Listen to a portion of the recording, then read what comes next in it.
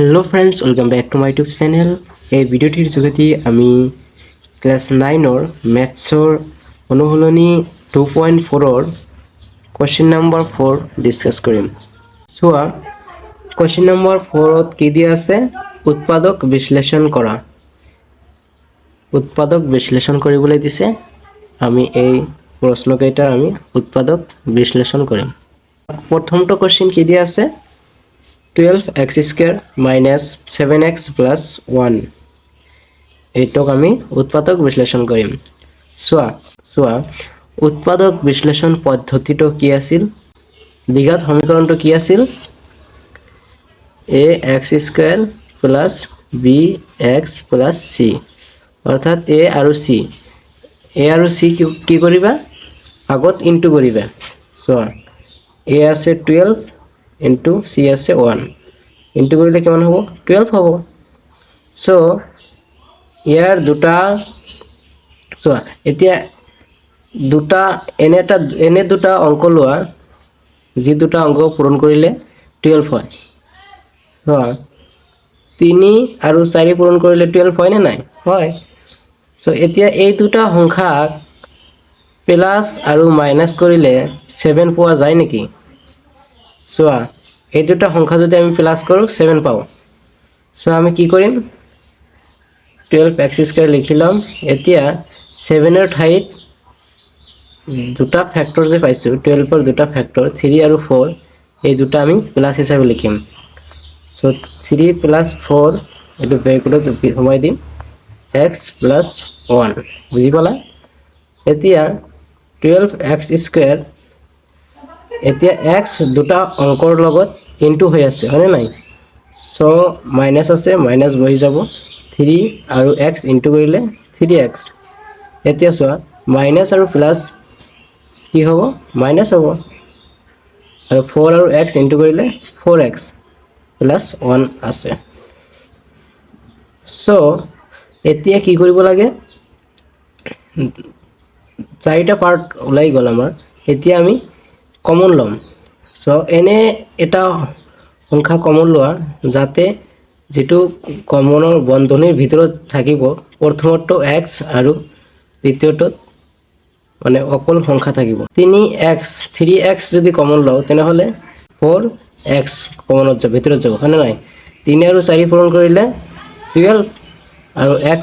পূৰণ কৰিলে x square এটো আহি যাব হয় নাই। এতিয়া ইয়াত মাইনাসিং আছে মাইনাস দিয়া। সোয়া 3x এর লগত কি পূরণ কৰিলে -3x হ'ব -1 পূৰণ কৰিলে হয় নাই হয়। এতিয়া মাইনাস কি কমন লবা এতিয়া এনেটা সংখ্যা কমন লোৱা যাতে এই ইয়াত যেটো বন্ধনীৰ ভিতৰত হ'ব এই বন্ধনীৰ ভিতৰত থকা সংখ্যাটো একে হ'ব লাগিব। সো এতিয়া ইয়াত কি কমন লম আমি -1 কমন লম -1 কমন ললে কি হ'ব 4x। এতিয়া -1 দেখো মাইনাস 4x আৰু 1 পূৰণ কৰিলে 4x। এতিয়া মাইনাস মাইনাসে প্লাস 1 আৰু 1 পূৰণ কৰিলে 1 হলে নাই এই দুটা সেম হৈ গল। সো এনেকৈ কমন লবা যাতে কমনৰ ভিতৰত অৰ্থাৎ বন্ধনীৰ ভিতৰত এই দুটা যে বাহিৰ হ'ব দুটা সমান হ'ব লাগিব আৰু এই দুটা কি হয় হ'ব। তো এতিয়া এই কমন পার্টটো আমি লিখিলাম 4x - 1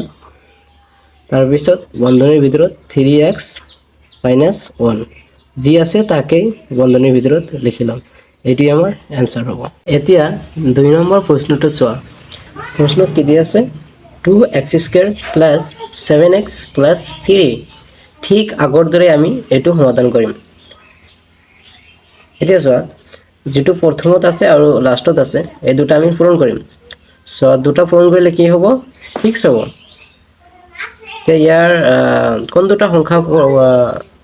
পূৰণ কৰিলে 6 হ'ব 2 আৰু 3 হয় নাই হয়। এতিয়া চোৱা 3 আৰু 2 কিবা যোগ বিয়োগ কৰিলে 7 পাম জানো নহয় নাপাও আমি। তেনেহলে আৰু ফ্যাক্টৰ ধৰি লম আৰু কোন দুটা সংখ্যা পূৰণ কৰিলে 6 হ'ব 6 আৰু 1 পূৰণ কৰিলে 6 হ'বনে নাই হ'ব সো এতিয়া এই দুটা সংখ্যা প্লাস মাইনাস কৰিলে আমি 7 পামনে নাই পাম 6 আৰু 1 প্লাস কৰিলে আমি 7 পাম সো লিখিম 2x স্কয়ার প্লাস হিসেবে লিখিম 6 আর 1 ক আমি প্লাস হিসেবে লিখিম 6 প্লাস 1 x প্লাস 3 সো 6 আর 1 প্লাস কৰিলে 7 আগৰটো আহি যাব সো এতিয়া x এই দুটা সংখ্যাৰ লগত পূৰণ হৈ আছে so 6x plus x plus 3 এতিয়া কমন লব লাগিব সো ইয়াৰ পৰা কি কমন লোৱা যাব 2x কমন লোৱা যাব হয়নে নাই 2x যদি আমি কমন লও তেনেহলে ইয়াত কি থাকিব x এটা থাকি যাব সো 2x স্কয়ার প্লাস এরপর কি এরপর 2 যদি কমন লও তেনেহলে ইয়াত থাকিব 3 2 গুণ 6 আৰু x তো কমন লৈছো তেনেহলে 3 হ'ব সো এতিয়া ইয়াৰ পৰা কি কমন ললে x 3 হ'ব 1 কমন ললে সো 1 যদি আমি কমন লও x 3 এতিয়া ইনটু কৰি আকৌ এবাৰ চাই লবা সো 1 আৰু x পূৰণ কৰিলে x প্লাস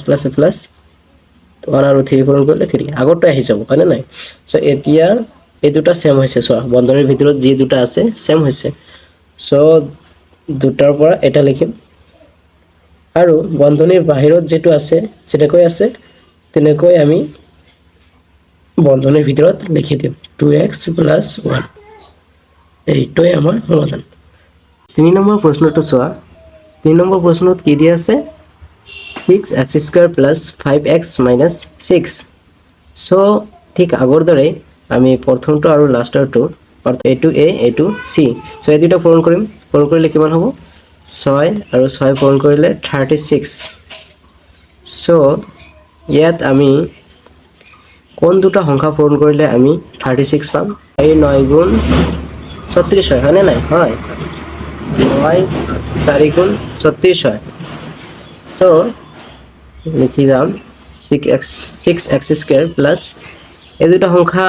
প্লাস মাইনাস কৰিলে 5 পাম নে নাই পাম যদি আমি 9 ৰ পৰা 4 বিয়োগ কৰো তেনেহলে 5 পাম সো এটো 9 - 4 হিচাপে লিখিব লাগিব x ইনটু হিচাপে আছে 6 সো 6x² ইয়াৰ লগত x পূৰণ হৈ আছে সো প্লাস 9x প্লাস মাইনাসে মাইনাস হ'ব 4x - 6 সো ইয়াৰ পৰা কি কমন লোৱা যাব ইয়াৰ পৰা যদি আমি 3 কমন লও 3x যদি কমন লও 3x কমন ললে ইয়াত কি থাকিব 2x সো 3 আৰু 2 পূৰণ কৰিলে 6 x আৰু x পূৰণ কৰিলে x² 6x² প্লাস 3x যদি কমন লও তেনেহলে ইয়াত কি থাকিব 3 only 3 থাকিব মানে নাই হয় এতিয়া ইয়াৰ পৰা কি কমন ললে এই দুটাৰ পৰা কি কমন ললে এই 2x + 3 হ'ব সো যদি আমি 2 যদি কমন লও -2 যদি কমন লও তেনেহলে কি থাকিব 2x বন্ধনীৰ ভিতৰত হ'ব হয়নে নাই সো মাইনাস 2 আৰু 2 পূৰণ কৰিলে 4x সো ইয়াৰ পৰা প্লাস কি কমন লব লাগিব 3 সো মাইনাস 3 আৰু 2 পূৰণ কৰিলে 6 সো এতিয়া এই দুটা সেম হৈছে বন্ধনীৰ ভিতৰত দুটা মই আগতে কৈছো যে বন্ধনীৰ ভিতৰত দুটা মানে সেম হ'ব লাগিব তেনেহলে হে আমাৰ পদ্ধতিটো সঠিক হ'ব সো দুটা বন্ধনীৰ ভিতৰৰ পৰা এটা লিখিম আৰু এই দুটা লিখিম বন্ধনীৰ ভিতৰত তো এইটোই আমাৰ आंसर হ'ব 4 নম্বৰ প্ৰশ্নটো চোৱা 3x² - 4 minus 4 নম্বৰ প্ৰশ্নটো চোৱা কি দি আছে 3x² - x - 4 সো 3 আৰু 4 ইনটু কৰিলে আমি কিমান পাম 12 আৰু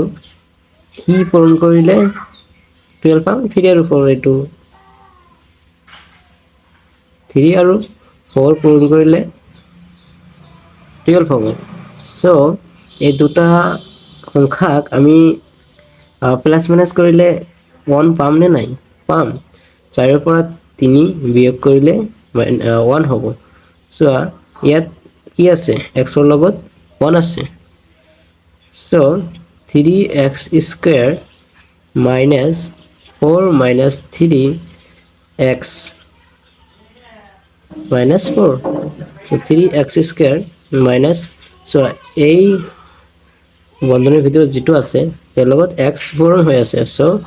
মাইনাস মাইনাস 4 আৰু x পূৰণ কৰিলে 4x মাইনাস আৰু মাইনাস পূৰণ কৰিলে প্লাস 3 আৰু x পূৰণ কৰিলে 3x মাইনাস 4 এতিয়া আমি ইয়াৰ পৰা কি কমন লম এতিয়া x কমন লম x যদি কমন লও তেনেহলে কি হ'ব 3x 3 আৰু x 3x আৰু x পূৰণ কৰিলে 3x স্কয়াৰ মাইনাস 4 হ'ব সো 4 আৰু x পূৰণ কৰিলে 4x প্লাস এতিয়া ইয়াৰ পৰা কি কমন ললে বন্ধনীৰ ভিতৰত মানে এটি হৈ যাব 1 যদি কমন লও তেনেহলে কি হ'ব 3x 4 সো এই দুটা সেম হৈছে মানে না সো সেম দুটাৰ পৰা এটা লিখিম 3x 4 into x plus 1 এটি আমাৰ आंसर এতিয়া 5 নম্বৰ প্ৰশ্নটো চোৱা 2x square plus x minus 45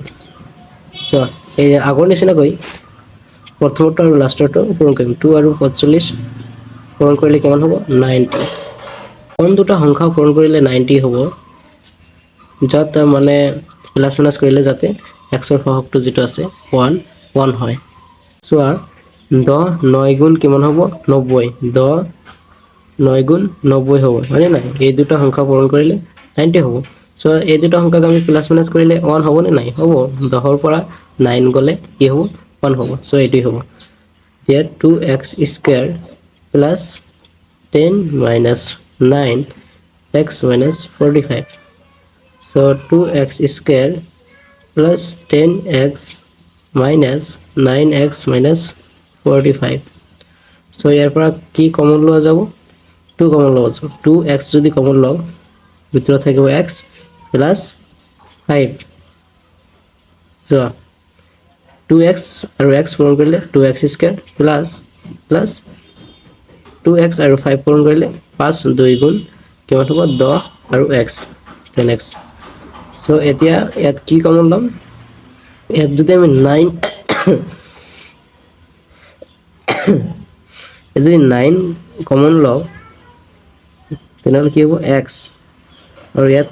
plus হ'ব ইয়াত 5 হ'ব 5 9 45 5 9 পূৰণ কৰিলে 45 হ'ব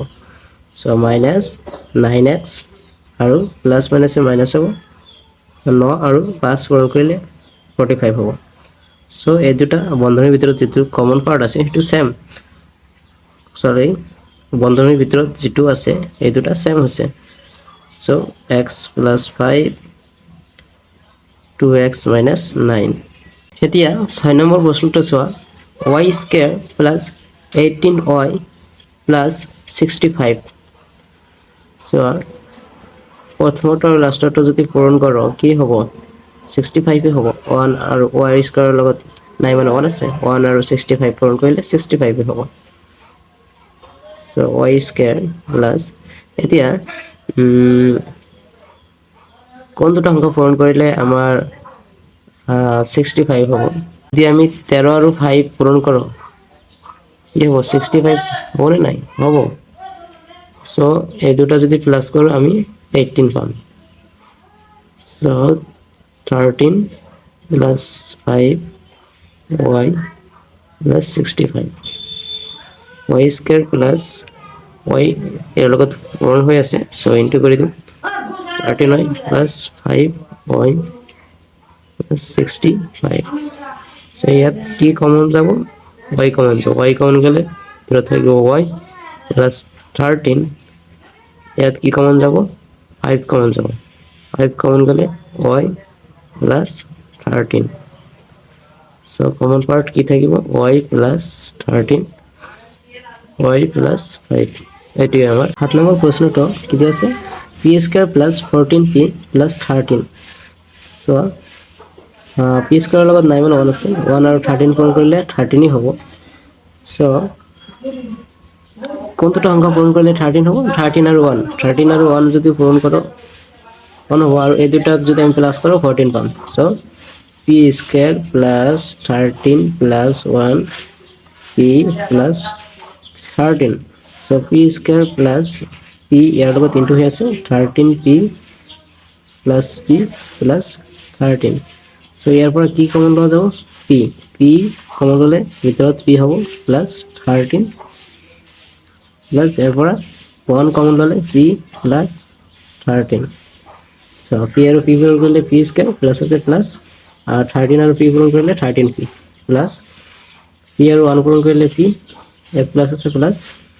13 আৰু 1 পূৰণ কৰিলে 13 সো আগৰটোই হৈ যাব সো বন্ধনীৰ ভিতৰত যি দুটা বাহিৰ হৈছে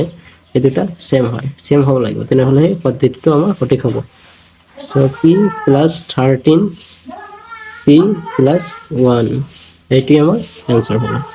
এতিয়া 8 নম্বৰ প্ৰশ্নটো চোৱা কি দি আছে -18 plus 11x minus x square so এইটো আমি ax square plus bx plus c ফর্মত লিখিলাম তেনেহলে -x square টো আগত আহি যাব প্লাস 11x minus 18 so এতে আমি আগৰ নিয়মৰে আমি কৰি যাম so ইয়াত কি আছে x square হয় 1 আছে আৰু 18 পূৰণ কৰিলে 18 হৈ যাব হয় নাই সো কি কোন দুটা সংখ্যা পূৰণ কৰিলে আমি 18 পাম 9 আৰু 2 পূৰণ কৰিলে 18 হ'ব হয় নাই সো 9 আৰু 2 যদি আমি যোগ কৰো তেনেহলে কি হ'ব 11 হ'ব সো আমি লিখিম -x square plus 9 plus 2 x into হৈ আছে -18 so -x square so এতিয়া ইনটু কৰি দিম 9x plus 2x minus 18 এতিয়া আমি কমন লম ইয়াৰ পৰা কি কমন লও যাব ইয়াৰ পৰা যদি আমি x কমন ললে ভিতৰত কি হ'ব -x so x আৰু -x square x পূৰণ কৰিলে কি হ'ব x square -x square so plus ইয়াত 9 যদি লও 9 আৰু x পূৰণ কৰিলে 9x plus এতে ইয়াৰ পৰা কি কমন লম 2 যদি আমি কমন লও তেনেহলে ভিতৰত হ'ব x আৰু ইয়াত